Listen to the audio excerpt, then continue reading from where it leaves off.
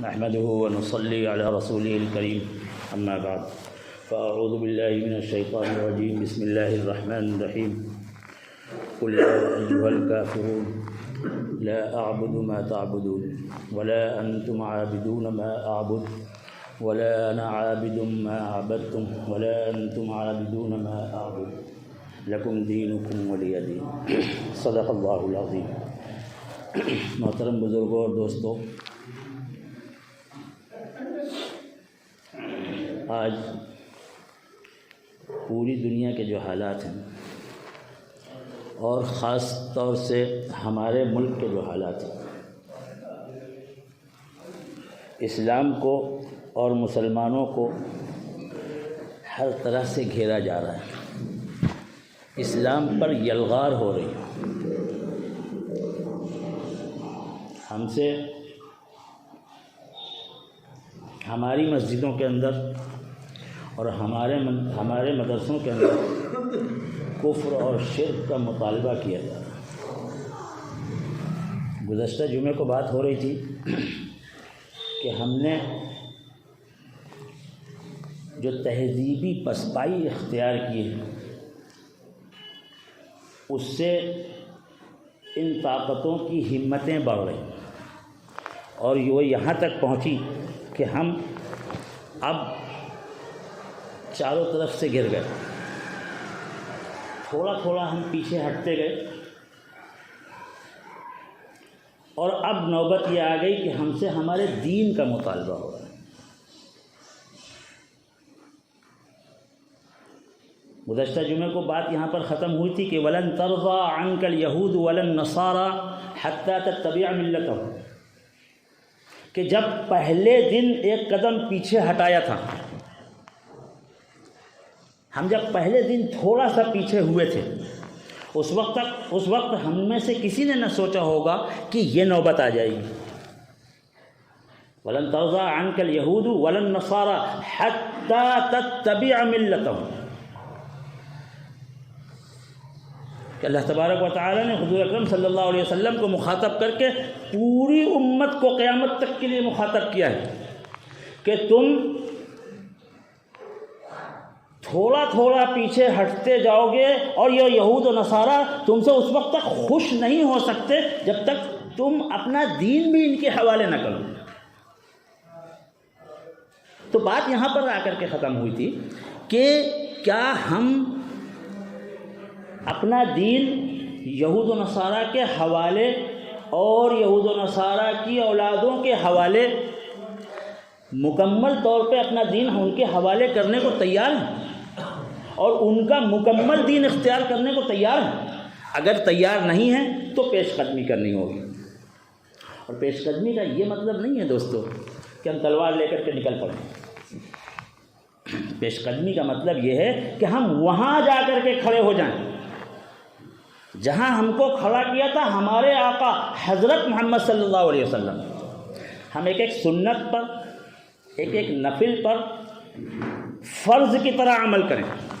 ہم کو ہمارے آقا حضرت محمد صلی اللہ علیہ وسلم نے مکمل دین دیا ہے، مکمل مذہب دیا ہے۔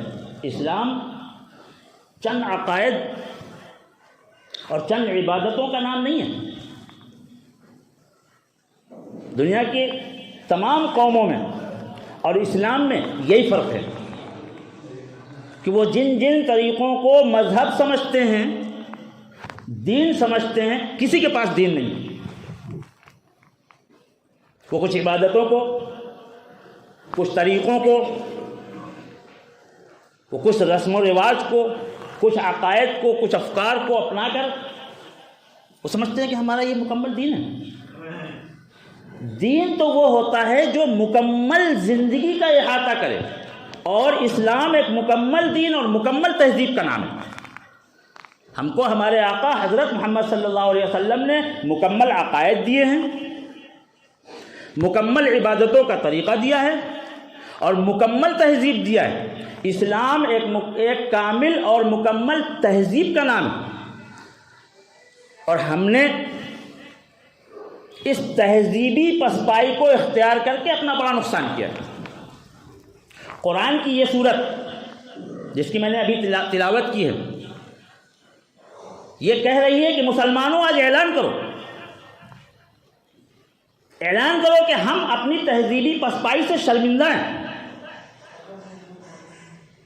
اللہ سے یہ اقرار کرو کہ اللہ ہم اپنی اس غلطی پر شرمندہ ہیں، اور اب ہم اس پسپائی سے اپنے آپ کو روکیں گے، اپنے بچوں کو روکیں گے، اپنے گھر والوں کو روکیں گے۔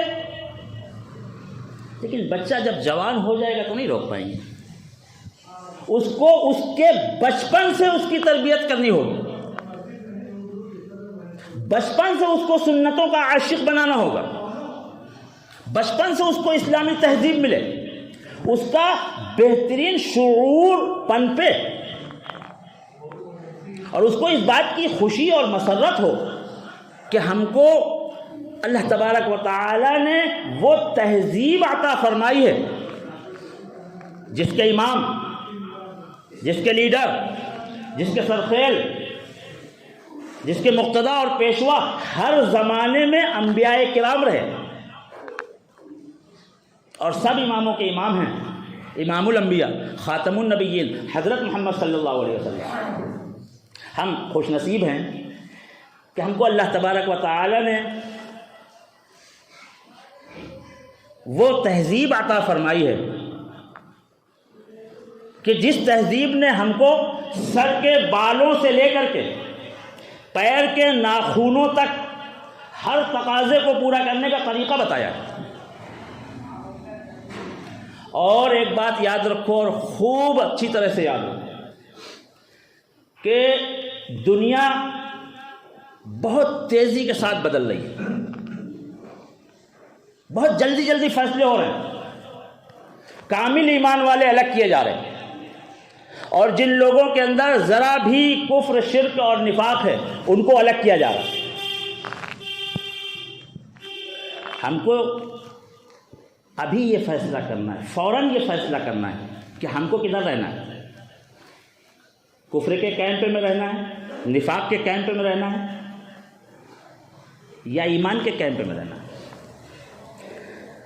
اللہ کے رسول صلی اللہ تعالیٰ علیہ وسلم نے ارشاد فرمایا کہ قیامت سے پہلے انسانوں کے حالات ان کو یہاں تک پہنچا دیں گے کہ دنیا کے انسان دو خیموں میں بڑھ جائیں گے، فسطاط ایمان لا نفاق فی وفسطاط نفاق لا ایمان فی۔ ایک ایمان والوں کا کیمپ ہوگا جہاں ذرہ برابر بھی نفاق نہیں ہوگا، اور ایک نفاق کا کیمپ ہوگا جہاں ذرہ برابر ایمان نہیں ہوگا۔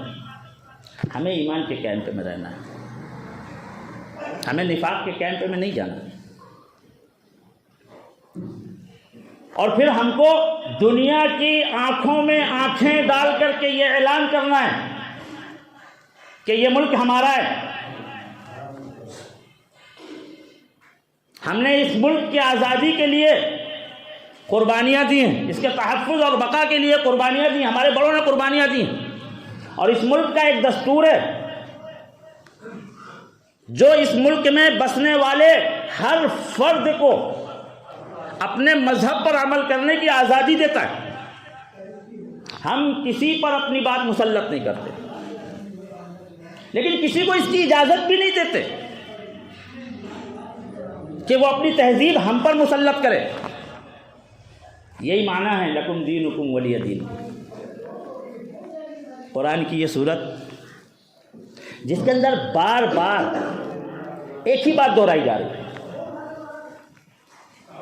کیا وجہ ہے کہ ایک ہی بات کو بار بار دہرایا جا رہا ہے؟ ان جملوں پر غور کریں کہ آخر اس تکرار کی کیا ضرورت ہے۔ قل یا ایھا الکافرون کہہ دیجئے، اور حضور اکرم صلی اللہ تعالیٰ علیہ وسلم کے واسطے سے اور حوالے سے تمام ایمان والوں سے کہا جا رہا ہے کہو، اعلان کرو۔ کس سے اعلان کرو؟ یا ایھا الکافرون، وہ جو کفر کا اعلان کرتے ہیں، علی الاعلان کفر پر قائم ہیں، اور وہ جو دل کے اندر کفر کو چھپا کر کے رکھتے ہیں۔ کیونکہ ایک ہے قانونی ایمان، مسلمان گھر میں پیدا ہوئے تو مسلمان ہیں، کلمہ پڑھتے ہیں اس لیے مسلمان ہیں، یہ قانونی مسلمان ہے۔ یہ جب مرے گا تو مسلمانوں کے قبرستان میں دفن کیا جائے گا، کسی مسلمان گھر میں شادی ہو جائے گی، لیکن اللہ کے یہاں فیصلہ قانونی ایمان پر نہیں ہوگا۔ اللہ تبارک و تعالی ہم کو قانونی ایمان کے ساتھ حقیقی ایمان بھی نصیب فرمائے۔ ایک ہے قانونی کفر جو اعلان کرتا ہے،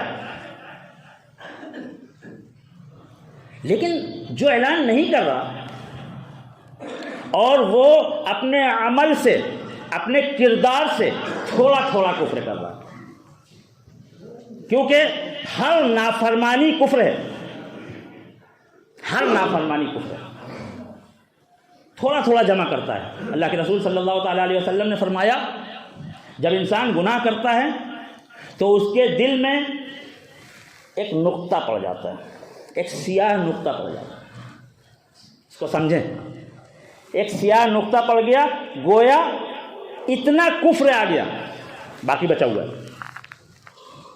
پھر گناہ کیا، ایک اور پڑ گیا، وہ اتنا ہو گیا، پھر گناہ کیا اور بڑھ گیا، پھر گناہ کیا اور بڑھ گیا۔ ایک وقت آتا ہے، ایک وقت آئے گا جب اگر سچی پکی توبہ کر کے اس کو صاف نہیں کیا تو پورا دل کالا ہو جائے گا، یعنی پورے دل میں کفر چھا جائے گا۔ تو جس کے اندر بھی کفر ہے ان سب سے کہہ دو، وہ میرا دوست، وہ میرا رشتہ دار، وہ میرا پڑوسی، وہ میرا پارٹنر، اگر وہ مجھے نماز نہیں پڑھنے دے رہا، اگر وہ مجھے نیک اعمال نہیں کرنے دے رہا، اگر وہ مجھے ٹوپی نہیں لگانے دے رہا، اگر وہ مجھے داڑھی نہیں رکھنے دے رہا، اگر وہ سنتوں پر عمل نہیں کرنے دے رہا، تو ان سب سے کہنے کے لیے، سب کے خلاف اعلان کرنے کے لیے کہا قل یا ایھا الکافرون، کہہ دو اے کافروں سن لو، لا اعبد ما تعبدون، میں اس کی عبادت نہیں کر سکتا، میں اس کی بندگی نہیں کر سکتا جس کی بندگی تم کرتے ہو۔ مفرد کا صیغہ ہے، اگر اللہ چاہتے تو کہتے کہ تم سب لوگ کہو لا نعبد ما تعبدون، نہیں، ہر فرد کو فیصلہ کرنا ہے، ایک ایک فرد کو مخاطب کیا جا رہا ہے۔ اس مفرد صیغے کے ذریعے قیامت تک امت کو یہ پیغام دیا جا رہا ہے، ہر چھوٹے کو، ہر بڑے کو، ہر مرد کو، ہر عورت کو یہ اعلان کرنا ہے لا اعبد ما تعبدون، تم نے جس کو اپنا مقتدا بنایا ہے میں اس کی بندگی نہیں کر سکتا، میں اس کو اپنا مقتدا نہیں بنا سکتا۔ ولا انتم عابدون ما اعبد، یہاں جمع کا صیغہ اختیار کیا گیا۔ سب سے کہہ دو، کسی ایک پڑوسی سے نہیں، کسی ایک ہمسائے سے نہیں، کسی ایک دوست سے نہیں، کسی ایک دشمن سے نہیں، سب سے کہہ دو، یہ جراثیم جس کے اندر پائے جاتے ہو، یہ وائرس جہاں جہاں پایا جاتا ہو، سب کے خلاف اعلان کرو ولا انتم عابدون ما اعبد، کہ میں جس کی عبادت کرتا ہوں تم اس کی عبادت نہیں کرو گے، نہ کرو۔ ولا انا عابد ما عبدتم، لیکن تم جس کی عبادت کرتے ہو میں بھی اس کی عبادت نہیں کروں گا، میں بھی اس کی بندگی نہیں کروں گا۔ ولا انتم عابدون ما اعبد، پھر سے دہرایا جا رہا ہے کہ تم جس کی عبادت کرتے ہو ہم اس کی عبادت نہیں کر سکتے۔ لکم دینکم ولی دین، جاؤ تمہارا راستہ الگ ہے، ہمارا راستہ الگ ہے۔ یہ ایک ہی مضمون کو بار بار کیوں دہرایا جا رہا ہے؟ ایک ہی بات بار بار کیوں؟ ایک بات بھی کہی جا سکتی ہے، کچھ تو وجہ ہوگی، کوئی تو پیغام ہوگا جو اس کے اندر چھپا ہوا ہے۔ اللہ تبارک و تعالیٰ نے کہا زکوٰۃ دو، ایک مرتبہ کہا تو زکوٰۃ۔ اللہ تبارک و تعالیٰ نے کہا نماز پڑھو، ایک مرتبہ کہا اقیموا الصلاۃ۔ یہ ایک ہی بات کو بار بار کیوں دہرایا جا رہا ہے؟ اللہ کو معلوم تھا کہ مسلمان نماز اتنی آسانی سے نہیں چھوڑے گا، مسلمان زکوٰۃ اتنی آسانی سے نہیں چھوڑے گا، لیکن تہذیبی پسپائی کو آسانی کے ساتھ اختیار کر لے گا۔ یہ اس کی حفاظت ہے، یہ اپنے مکمل طریقوں کی حفاظت ہے، جس کے لیے اس اصرار کے ساتھ، اس تکرار کے ساتھ بار بار کہا جا رہا ہے لا اعبد ما تعبدون، اعلان کرو، نہیں سنیں گے ہم کسی. کر رہا ہے یہ مجمع اعلان؟ نہیں سنیں گے ہم کسی کی بات. اب کسی شیطان کی بات نہیں سنیں گے. اب کسی ایسے بلانے والے کو جو شیطان کی بات کر رہا ہو اس کی نہیں سنیں گے. اب ہم سنتوں اور نوافل پر فرائض کی طرح عمل کریں گے. اللہ تبارک و تعالیٰ کی مرضی کے مطابق اپنی زندگی گزاریں گے. حضور پاک صلی اللہ تعالیٰ علیہ وسلم کو اپنا مقتدا اور اپنا پیشوا مانیں گے.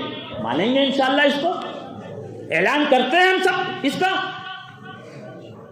اللہ کو گواہ بنا کر کے اعلان کیجئے کہ اللہ آپ گواہ رہیے میں اعلان کر رہا ہوں.